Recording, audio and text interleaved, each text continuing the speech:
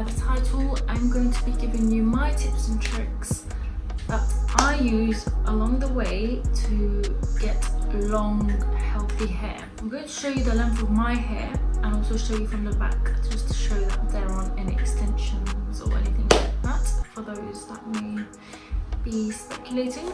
And then I'll crack on with what exactly I do to take care of my hair. So let me show you the length.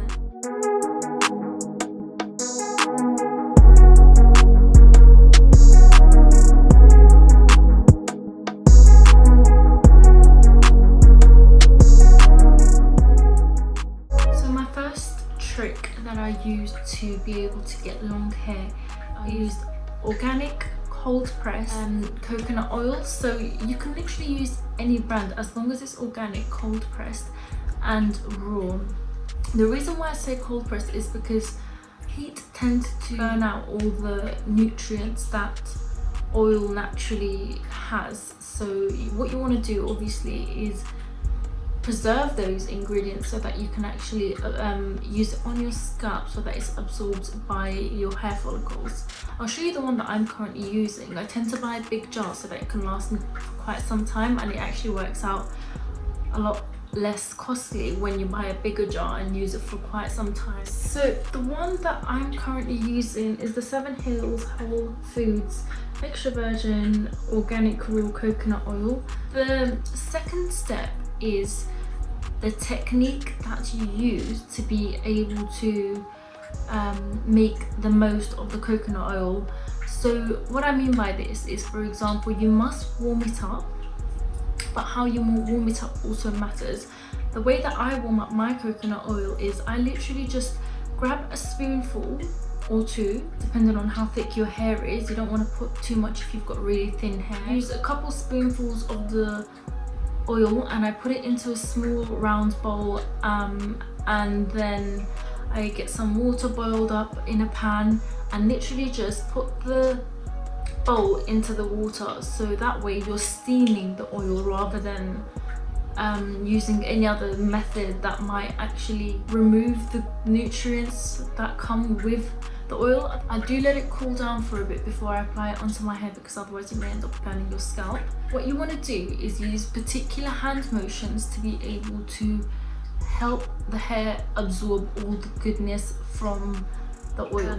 You want to use a little bit of pressure on your head when you're massaging the oil in, and you also want to use circular motion and back and forth motion so that you can stimulate some blood circulation on your scalp, which obviously helps the scalp absorb all the nutrients. One little technique that I use is I flip my hair and massage it in rather than do it while I'm just sitting, because what that does is you're using the reverse method.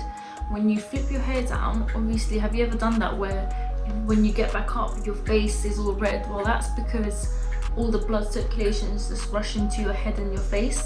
That's going to be good for your hair obviously, because it means that it's like a natural insulation for your scalp. It's naturally warming up the oil on your scalp even more. And you also want to rub it down through your hair strands, otherwise you're going to have a scalp loaded with oil and, you know, dry strands. The key points that you want to focus on are your scalp and your ends. This is the oldest part of your hair. It means that it doesn't get access to enough of your natural hair oils. What I also do is I grab the end of my hair and I literally just dip it into the oil and then massage it in. I tend to stay away from heat when I'm trying to grow my hair. That's basically like frying your hair. It's literally sucking out all the moisture from your hair, and you're going to be left with brittle, damaged ends, even strands, and that might actually force you to get a big chop to be able to grow your healthy hair.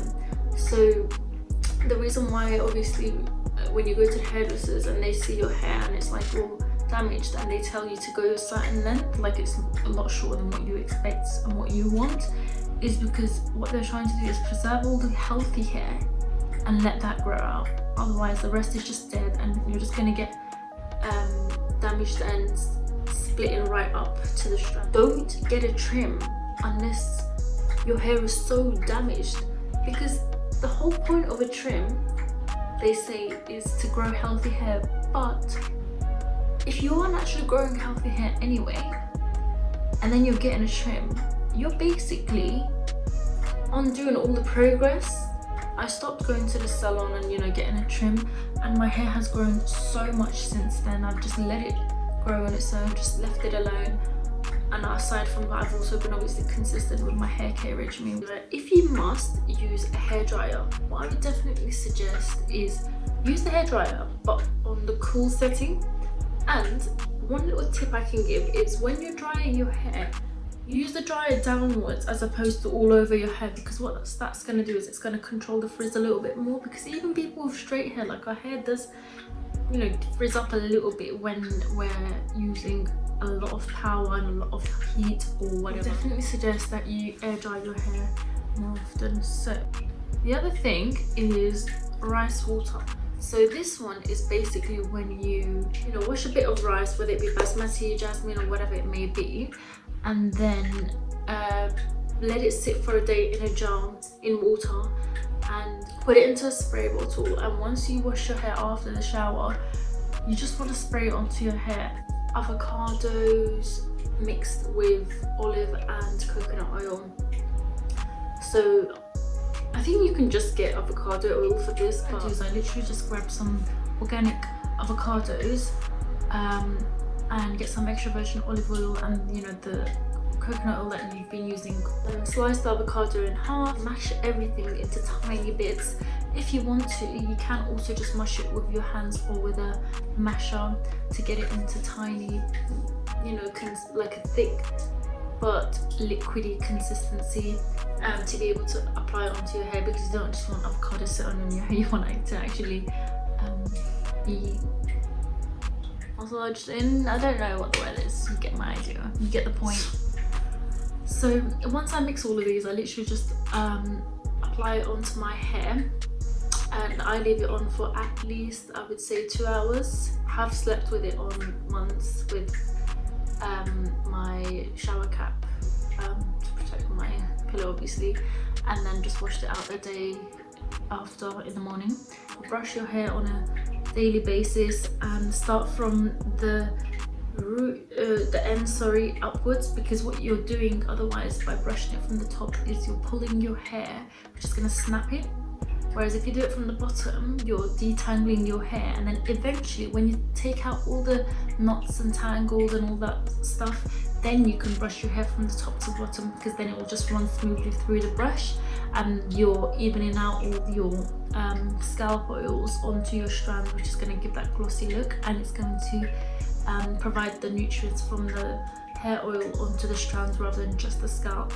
And that's also how you can prolong the process of your hair getting greasy, because if you don't brush your hair out, what you're doing is essentially you're letting all the oils that are produced from your scalp naturally just sit on top of your head rather than be evenly spread out across your hair. I like to wash it using the reverse method in the bath or shower, it doesn't really matter. You can do this while you're showering, or you can do it separately, so wash your hair separately and then wash yourself separately. But I like to just do it all at once because it's just easier and done and out of the way. Before you hop out the shower and basically finish washing your hair, change the temperature settings to a really cold temperature, so that and then literally just put it across your scalp and on the strands of your hair, because what that's gonna do is it's going to provide like that last bit of gloss that your hair needs to look really healthy. Obviously, like I said, don't overdo it.